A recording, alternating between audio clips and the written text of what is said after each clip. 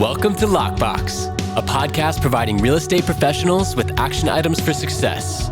My name is Jeffrey Brogger, and I'm going to be your host. I'm the founder of two real estate marketing and tech companies, STEEZY.Digital and realnurture.io. In this podcast, you'll learn from top 1% real estate and mortgage brokers the exact secrets to their success. Welcome to Lockbox. Welcome to Lockbox. My name is Jeffrey Brogger, and I'm here today with Suzanne Seine. Suzanne, thank you so much for being with us. Thanks for having me. Absolutely. So start off, tell our listeners who you are, where you're from. I am the co-owner of Active Realty. My partner is Justin Tai. We have multiple offices over Southern California. So I'm here in Orange County. We have a Riverside office and a San Diego office as well.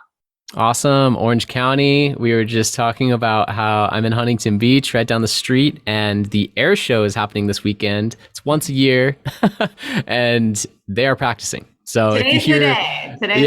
Let's do it. So if you hear a jet go by, that's what it is. I'm going to try to mute while you're speaking to let you get your point across without any background noise. But what got you into real estate? You know, I actually came from Zillow. So I worked at Zillow for quite some time. My role at Zillow was coaching and training agents on how to build teams and really showing them how to maximize their marketing to do that, and make sure that they're getting enough leads for their team to keep people happy and keep the team growing. And I got to a point where I was like, I could do this. I could do this myself. I'm showing other people how to do it. And I have always been a firm believer, I'm probably like everyone else thinking that real estate was easy, and getting into it. But I'm still a believer, happy to say 5 years later, that I am a firm believer that people make real estate harder than it needs to be. I think that we can do a really good job at making this transaction really smooth and, consumers, agents, everyone can get along, and it doesn't always need to be as difficult as it sometimes can be. Yes, absolutely. Sometimes we make it more difficult than it needs to be. And we don't allow ourselves to leverage all the resources that are available to us. Right? We just choose to make it harder. So I think it's really important to focus on lead generation because it really is the lifeblood of real estate brokerage. I mean, you go back to the millionaire real estate agent from, Gary Keller way back, and he's like, really what you are is a lead generator, right? Like this is what you need to be doing is generating listing leads primarily. Mm-hmm. And so, with you being the Active Realty partner now in Orange County, and you mentioned Riverside and a few areas of Southern California, what does that look like for you, having that relationship with the largest lead generator that this industry has ever seen? So it was really neat to be selected by Zillow, even though my background was, originally with Zillow. They had an extensive vetting process. They interviewed a ton of agents. And, I was really lucky to land that opportunity along with my partner, Justin, who had been, heavily advertising with Zillow for years. And so we really put our best foot forward and we showed them that we kind of operate with the same mentality, which is, and I kind of touched on it already, which is take care of the consumer, and I think that that's always been really big for me. The consumer is your North Star. And also with Justin, he feels the same exact way. And so I think it was a really great fit. And then on top of that, with that comes many, many opportunities because while yes, there are plenty of lead programs out there, what Active Realty has is something that nobody else has access to. And in the current market we're in, I mean, it's great to have access to sellers, right? And in this situation, that is exactly what we get. So I know it's tough to generate listing leads, as you mentioned, and that should be a focus for all. And I guess that's one thing that we're really lucky with is we have no shortage of those leads or opportunities. Right, which is amazing. And so now, I mean, I'm sure that your focus is finding good talent to be able to receive this huge incoming lead source that you have exclusive access to in the Orange County area. Would that be fair to say? Definitely. And I think, like we talked about, it's important to bring people on that have that same goal. That is to take care of the client. Because honestly, I mean, we talked about it a little bit beforehand, but a lot of people are afraid of Zillow, a little intimidated by, what they are in this space. But at the end of the day, they do really, really care about perception, the consumer, and that's really important to us too. So anyone that we do bring on, we always want to make sure that they're completely aligned with exactly what we're aligned with, which is always taking care of the client, putting the client first. And so it's really important for us to get like-minded people here at Active. It's a huge focus, and everyone talks about culture, right? And we firmly believe that we want to be a little bit different. I've been at the big box brokerages, and I've been at the Orange County brokerages too, that you walk into the office and everyone hates you because they think that you're going to steal their business. And so we operate here with a completely different mentality of, we're one big team. We want to see each other excel. So that is the person that we want at Active Realty, someone that's going to work hard because there's tons of business to capture, someone that's going to take care of their client, but ultimately that's also going to be a team player and work together and have fun while doing it. Right. And, if you didn't have that client focus, the customer service focus prior to having the relationship with Zillow, they wouldn't have selected you. Never. Right? No. Because you really need to have that focus in order to even have those opportunities come up. So I'm glad that you still have that focus today. And I would love to give my listeners some context as to, where you are in terms of transaction volume with your team.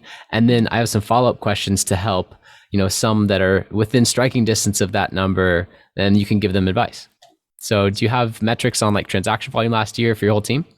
Yeah, so we did just over 1,500 transactions last year. This year, we're on track to exceed that by probably 2x is what we're looking at. With that comes a lot of growth. When I originally partnered with Justin, we had, 14 agents that were kind of plugging away, and now we're up to 185 agents. We have a full San Diego team of rock stars, Team Xandra. They are, dominating in San Diego. And, we've got all sorts of pockets within Active Realty and all sorts of teams that are just destroying numbers from last year and 2 years ago in this market, which, we didn't know what was going to happen, right? And I think we're probably going to talk about the market a little bit, but we are one of the lucky ones that due to, doing the right things, I think, all of it has come full circle. The opportunity has come to us and we cherish it. And we work as hard as we possibly can to constantly meet and exceed those goals. I love Xandra. Go Team Z. The best. So with that being said, I mean, it's a little bit tough to relate your experience to a common brokerage that has 10 agents and they're doing, high performing volume. But let's say, I don't know, you were at 1,000, maybe even less than that, maybe 500 transactions with your team, and you wanted to get to 1,000. Like, how do you double transactions when you're already doing 500? Right? Like what's some advice that you could give to brokers out there listening that are like, man, 1,500, and she said she doubled, she went to 3,000. Like they're thinking, I do 300 transactions a year, I'm a big fish. And now that they've been kind of put in their place of like, oh, wow. But hopefully they can take that as a learning experience and be humbled by the fact that, there are learnings that can help level you up and get you there. So do you have any advice for brokers that are high performing, but they'd still like to grow, or maybe remove themselves from the day to day, or, there's so many pain points when you get to that level? Yeah. I mean, what it comes down to is with or without this opportunity, being Zillow's exclusive partner, I'm very confident that we would be in the same exact position because we understand the value of marketing. We understand that, and like I said, Justin's always been a heavy spender for the brokerage. And I think that's the biggest difference as a brokerage between us and most others. We're not about like flashy. And it really, for us, what we're about is how can we give our agents business? And that is the mentality that we operate with all the time. So it doesn't matter if it came from this amazing relationship that we have with Zillow, or if it came from other lead sources. Zillow is not our only lead source. We're still constantly trying to bring in other opportunities that, we can take to our agents. So it really, to us, wouldn't matter either way, because that is the big difference, is what are you as a brokerage providing to your agents? Be different,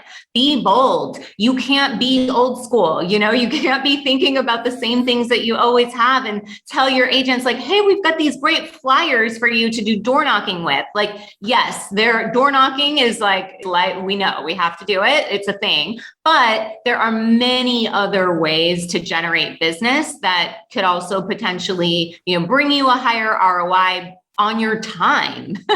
So, that is the biggest focus to me. It's all about, what are you providing to your agents? What value are you providing to your agents that is going to make them successful, And you got to think outside of the box a little bit. I mean, I get it. Bringing them opportunities is, I don't know if I'd necessarily say it's out of the box, but I will say that most brokerages are not focusing on that. They're focusing on, the usual things that brokerages use to recruit people. Like, we've got this really great marketing suite and we have this cool CRM, but like, what does that actually do for your pocket? And I think that if you're constantly focusing on how you can make your agents successful, I want to see my agents be more successful than me. I want to see them, the sky's the limit. We have no egos here. And all I want to do is make that happen for them. And, that's how we all thrive. I love that. And coming from a recruiting standpoint, it really is not about the recruiter. It's about the recruit. It's about what they want. Mm-hmm. And if you can help to make it clear that your office will get them there faster, better, more enjoyably, then that's a clear choice for them. And they'll love coming on board and they'll thrive. Mm-hmm. So I totally agree with everything you said and really admire what you've built. So I'm curious today, for Suzanne, what is the single most important action that you take on a daily basis that attributes most to your success? It's funny. I could call myself a creature of habit. I'm very consistent, but I think what's really important that I have to do every single day is I have to actually take some time for myself. Every single morning, I wake up early when, no one's texting me, no one's calling me, no one's emailing me, and I focus on what my goals are for that day. I come up with my best ideas. It's the me time, and it doesn't need to be a lot of time, but you have to take that time, because I feel that it's so easy to get caught up in the day, and the day will take hold of you. So I make it a point every single day to take that time for myself, the Zen time, to just focus on what do I need to do for that day. And I truly think that has led to my consistency, because I fully intend on accomplishing that so that I'm not thinking about it the next day. Super important. And I would love to crystallize that and make it super clear for our listeners. So you're waking up early before, anything else is distracting you. And then would you say that window is 5 minutes, 10 minutes? You said it's not a lot of time, but how long do you give yourself to just sit and ask that question? Like, what do I need to accomplish today? What are my goals for today? Such a quality question. Yeah. But what's that time frame? Yeah. Like I said, it doesn't need to be long. I personally wake up and I read right away. That's the first thing I do, because when do we have time to read besides, headlines these days? So I try and read something. And then after I read, it kind of gets all the juices flowing. And I come up with great ideas. And then that's when I'll take that time, like 10 minutes, to just make sure that I have that time for myself to set the day off right, Absolutely. Yeah. Is that any influence from the Miracle Morning? It's not. No, Okay. It's just something that I've always done. I've always kind of been a morning person. But I also know that I've experienced, we're working it's real estate. We're working 24/7. So there's no other time that you're going to have for yourself besides, silence in the morning when everyone's asleep. So. Right. Makes sense. And I'm a big subscriber of that as well. My first exposure to it was The Miracle Morning from Hal Elrod. But after that, I've heard it said so many different ways that it finally stuck. And I started getting up early, started to read, have audiobooks or different types of mentally stimulating inputs, and then just some free time to think and let my mind just solve the problems of the day before even really diving in. And one of my mentors said it best. He said, 1 minute of planning saves 2 minutes of execution. So it's hard to take that time because you're like, oh, I'm so busy, I'm doing this. But if you do take that time, all of a sudden you don't feel as overwhelmed and you feel like every action is strategic and making progress toward the goal that matters most. So really, really key point. Thank you for sharing that. Yeah, of course. So today, I'm curious about your percentage of, referral business for the brokerage as opposed to new business. You have this incredible lead generation source, but real estate is still real estate. I'm sure that a lot comes from Sphere and referrals and maybe events. So you do have that percentage. Is it like 80-20, 50-50, 90-10? Like what's referral to new business for you? I mean, at this time, because we are constantly receiving new business, it is more of an 80-20.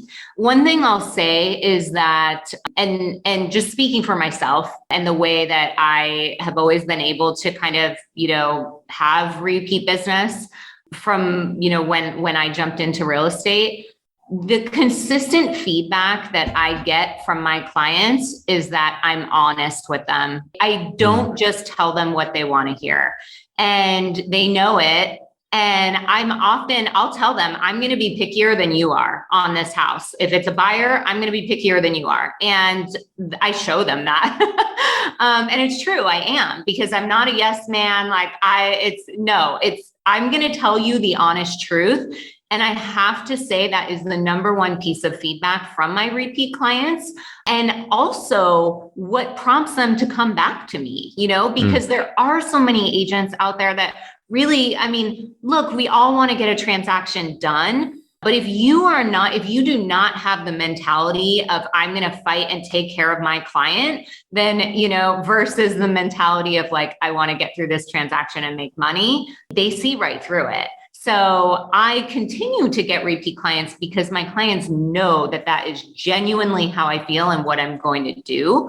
And so even if I'm not in front of them all the time, which I try to stay pretty heavy on social media, always add my clients on social media to at least stay in front of them that way and they know what's going on. But even if I'm not constantly dropping them mailers or, delivering cookies at Christmas, they know that what really matters is that I protected them. I saved them from making a poor decision because I told them, I'm not going to allow you to buy this house that backs to PCH or backs to, that backs to the 405. Like, I'm just not going to let you do that.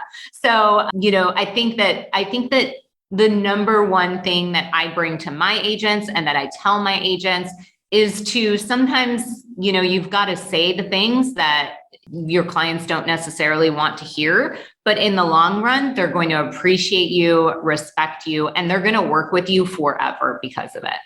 Makes sense. And I operate the same way in the multifamily real estate space because it seems almost like a business model for a lot of other brokerages, and I'm not going to name names, but they come in and they value a property on a 2 cap to get the listing.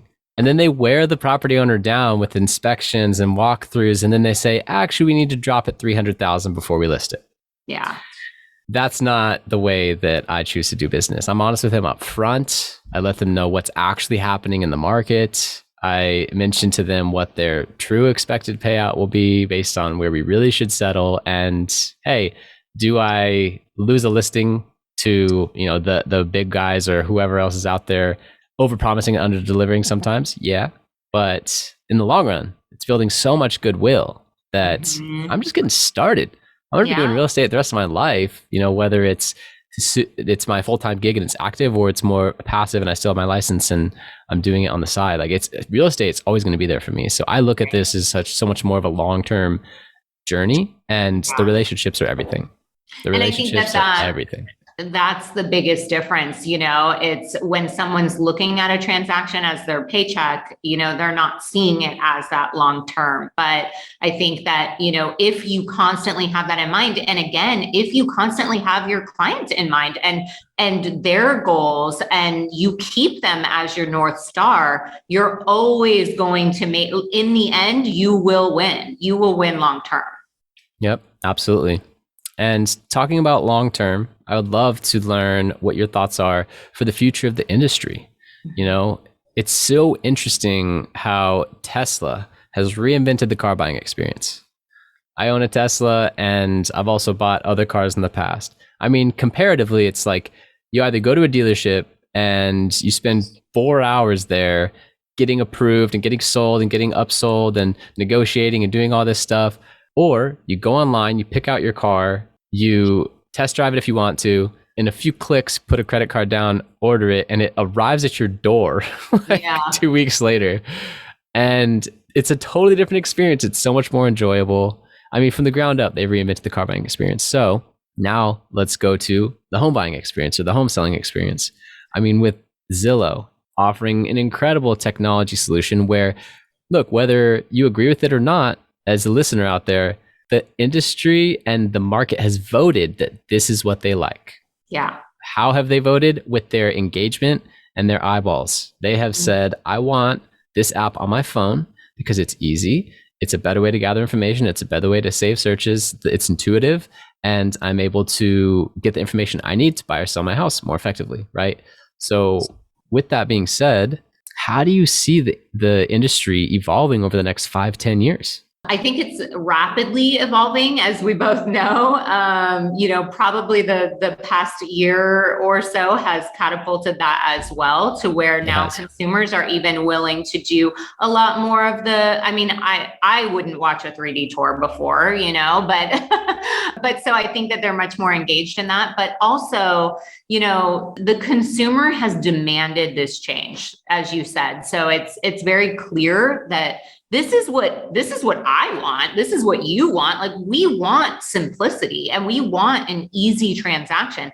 And quite frankly, we don't always want someone, showing up at our door or, just picking up the phone and calling. Like, we want that tech involved where a lot of the tough stuff is removed, and like I opened when I told you, I firmly believe that the real estate process should be simplified. I do not think it should be as hard as it is. And I talk to agents all day, every day. And, I can see that there's a way that things have always been done, but that doesn't mean that that's the right way. And it means that, we have got to evolve. The consumer has already evolved. So as an industry, we need to be there to support them. Does that mean that agents are going to go away and they're just going to, click through on Zillow and buy and sell their home and, agents aren't going to exist? No, not at all. I think what you and I just talked about, which is, that realness and that truth and honesty that, a computer cannot give them, is never going to change. But what is going to change is you need to provide a different value than you provided 5-10 years ago, because information is all over the internet. The consumer, often our client knows more about the house than we do when they're reaching out about a property.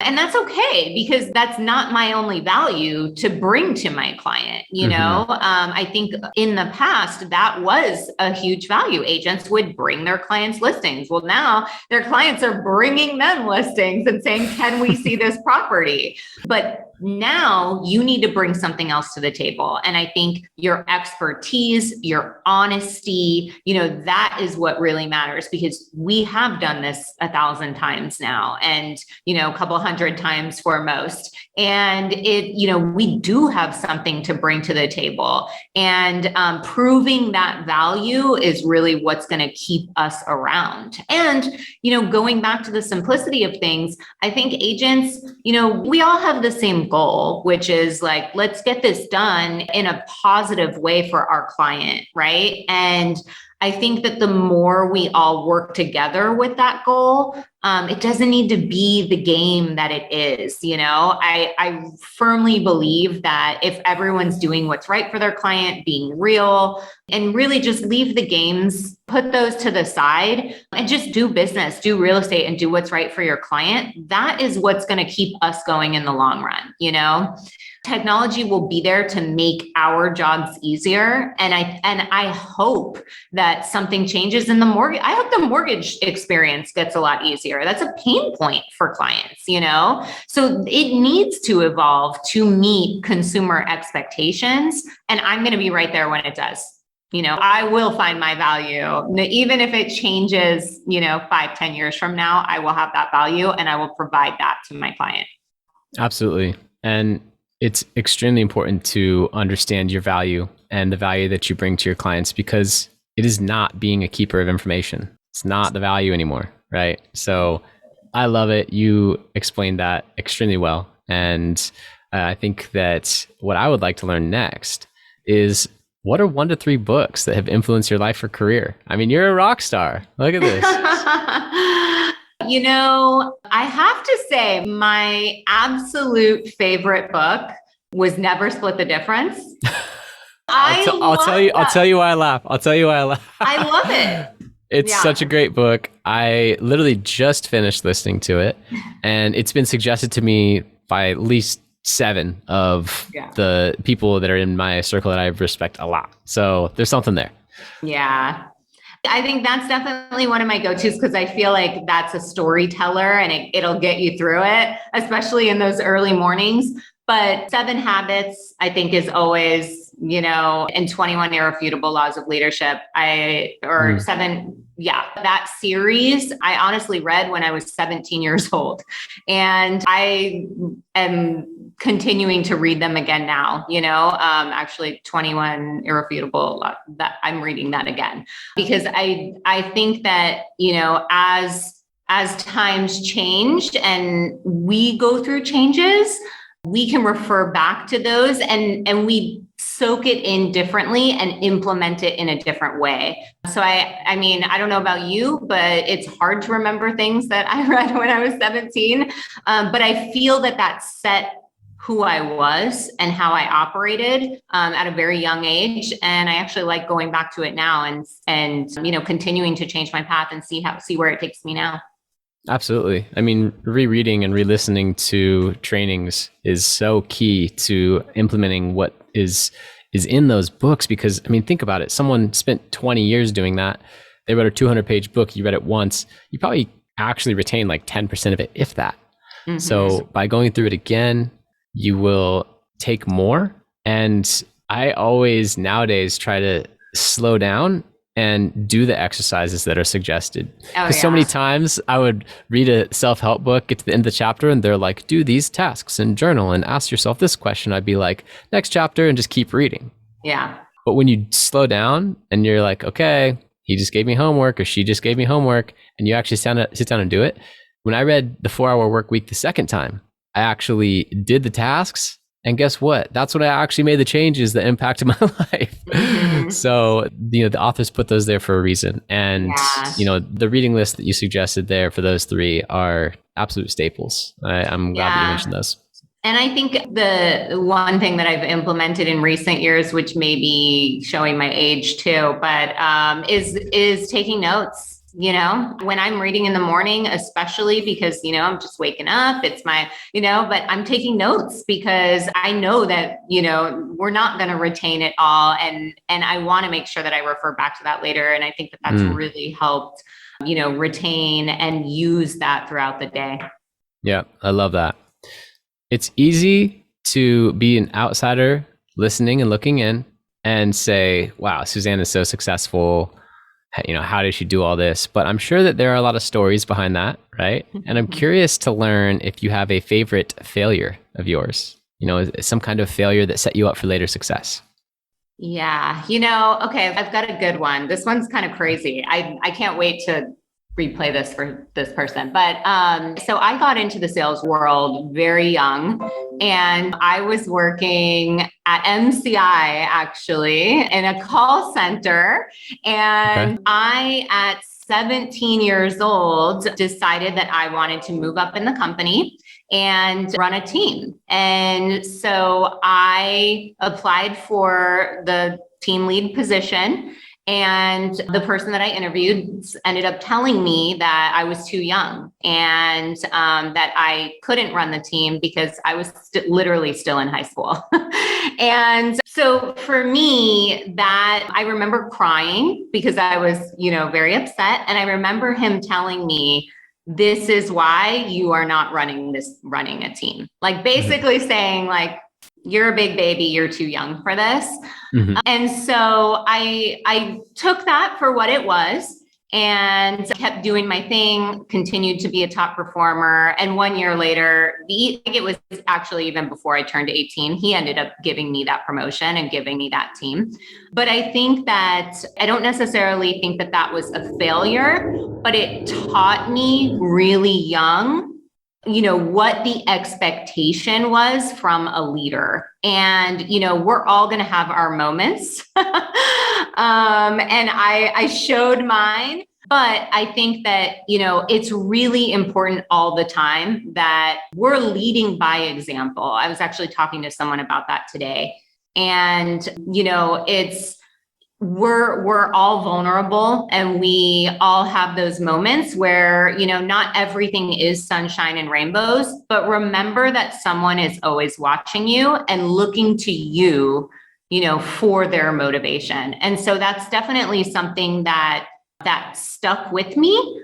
I ended up, turning it into a win. I think he was a little harsh on the 17-year-old Suzanne, but I turned it into a win, and I remembered that. And even to this day, I think, again, it's okay to share your vulnerability. And I think that, people really resonate with that. But I also know that sometimes there's someone going through so much worse, and they're looking to me for strength. So I'm going to give that no matter what, 100% all the time. I love that. Great learning lesson. You were young, you're vulnerable. He crushed you. Crushed my you dreams. Cried. But he was like, this is it. And, what he said was really crazy. He was like, literally, if you cry again, you're not going to work here. But, I took a lot from that of what the world is like out there, It was a character building moment. It was. Yeah. There you go. And the next question I'd like to ask you is in regards to, all the information and advice that's flying around for real estate professionals to consume nowadays. What are some bad recommendations you hear given to real estate professionals? I touched on it a little bit earlier when I said old school tactics. I actually did a reel on this yesterday. I think that agents are told that they have to farm, and they have to, door knock, and they have to send out mailers, and that's and they have to, go to broker previews. And I just think that there are other ways to do things, and I think that there's still a lot of that. Even new agents coming in, that's literally the first thing they say. And they're like, oh, I've got to find my farm and start door knocking. And I'm like, we have 42 clients that are looking for help, literally calling you. So I think just, that train of thought of, there are other ways to generate business. It doesn't always have to be that kind of let's go pound the pavement mentality. While I think that that's good and that's okay. But you and I both know that most real estate agents don't even make it through their first year because, that's kind of what you're told to do. That's what people think. Like, oh, I'm going to sell my friends and family. And then like they use somebody else and you're, scrambling to try and make an income, So it's like, I think that actual marketing and paying for leads, it's always a tough pill to swallow. But I think it's really important to understand that, hey, your first year, you might not make any money and you might spend a ridiculous amount of money. But year 2, that's going to pay off. Year 3, it's going to pay off, 4x and, so on and so on if you're putting the right things into place. Great piece of advice.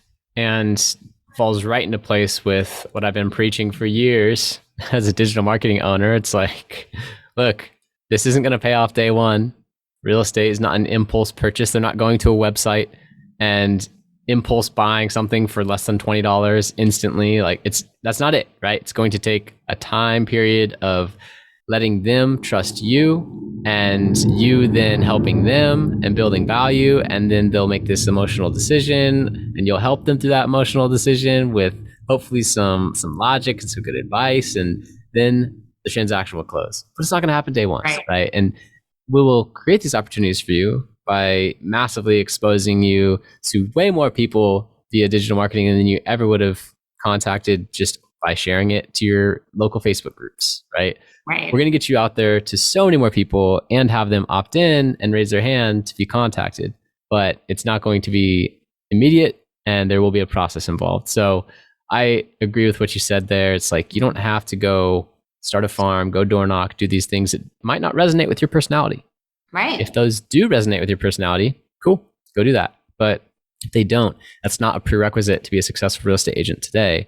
And a lot of brokerages will actually help provide leads for you, right? Like Suzanne's brokerage, like providing leads for agents. Yeah. And a lot of the brokers that I partner with my agency, they actually provide the leads for their agent and they're my client. The agent isn't my client. Like sometimes individual agents reach out to me and they're like, hey, I'm in my first year. I want leads. I heard you on a podcast. And I'm like, okay, well, let's get in touch with your broker because this is going to take a while and there's significant, there's a significant investment in the beginning to get it all started and do it right. But I usually suggest for them to, ask their broker, get advice, start with some friends and family and just kind of get the ball rolling and focus on sales before you focus on marketing because you need those systems in place. You need good processes. You need the ability to complete some transactions and then you can turn on the digital marketing and stuff. So yeah, with that being said, I mean, there's so many opportunities out there. You mentioned that Justin has always, been a big spender and he's always looking for new opportunities to generate more business. So I'm curious what your process is for evaluating what to say no to. It's funny because I think that we don't say no too often. Because we are willing to give everything a go. I think that it's really important to do your research and talk to people that are currently, involved in the program. But I think, we're as real estate agents and salespeople, we're probably the easiest sale there is. But, we have the mentality that we are always looking to grow and we want to be on the forefront. So there's not a lot that, unless it's, again, like if it's a kind of a played out idea, maybe that's something that we would go the other direction. But for the most part, we're really open to trying, whatever works, whatever is going to make our client or our agents successful.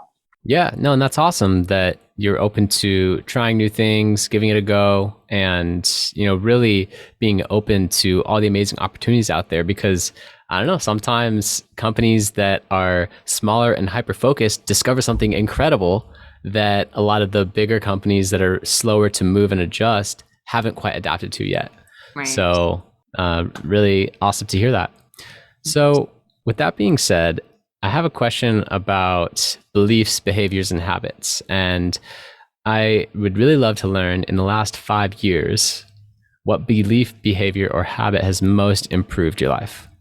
Well, I think I already told you what. Is it that morning? Good morning formula? Honestly, I mean, like I said, I'm not that I've always been more of a morning person, but I think implementing what I knew had to happen, which is genuinely a habit. I think the other thing is the positivity that I touched on. I think it's so easy to get caught up in the negative, especially like of the world. I think a lot of times it can feel like, no one can agree on anything. And, there's a lot to get caught up in. And quite frankly, I just choose to ignore it. And I choose to do my best every single day. I think, and I see from my agents all the time that is the biggest difference. We have some that will come out and today they have a super positive attitude and, they're ready to attack the day. But it's not consistent, and I think that there are a few different types of outlooks on life. And I think it's really, really important to go the positive route, to, not take the route that you think that everyone's out to get you and, go the route that like you genuinely believe that, everyone's here and working together. Even with agents, I don't approach a transaction thinking like, hey, this is going to be a nightmare. This guy's going to be terrible. I'm thinking, hey, he's pretty good. Maybe I'm going to learn from him, or maybe they're not very good and maybe I can teach them something, and taking that and spinning it into a positive every single day. Wow. I love that. Positive mindset, a solid morning formula with good habits, and you'll be set up for success. Is there a question that I should have asked you or anything that you'd like to elaborate on from earlier? The only thing that I will say is that I think at the end of the day, it all comes down to relationships. Thinking about my clients and my relationships with them, thinking about the relationships that I've made in the industry, thinking about as far as, the partnerships that I've been able to acquire, and then the relationships with agents. And I think that it all comes together to, where I am today and where I want to continue to grow. But it has 100% contributed to my success because I am constantly caring about my relationship with others. So don't burn any bridges and, be nice. As simple as that sounds, I think in real estate, it gets really tough to do that sometimes, but throw a smile on your face, be nice, and, make it as best as you can, make every situation as enjoyable as it can possibly be for everyone involved. Love that. Suzanne, how can listeners contact you? So they can check me out on Instagram at Suzanne Seine. They can go to my email, Suzanne@activerealty.com, SUZANNE. Don't call me Susan. But yes, I am always available and always looking to continue to build these relationships. So thank you so much for having me. Absolutely. Suzanne Seine, everyone, Active Realty, Southern California. Massive transaction volume, partner with Zillow, hand selected from Zillow, over many other agents who I'm sure were doing great work and also were in the running. Says a lot about everything that you're doing to be client-centric, client-focused, and I mean, you have more leads than you know what to do with. So if you're a real estate agent out there interested in joining a great team in Southern California, definitely contact Suzanne. Thank you so much for being on. Thank you. Thank you for listening. If you want to accomplish your real estate goals, then I highly suggest downloading my free Ultimate Real Estate Goal Setting Framework. The link is in the description of the show, and it will help you break down your annual income goal into the amount of phone calls, appointments, or open houses you need in order to achieve that goal. Thank you so much, and we'll see you next time.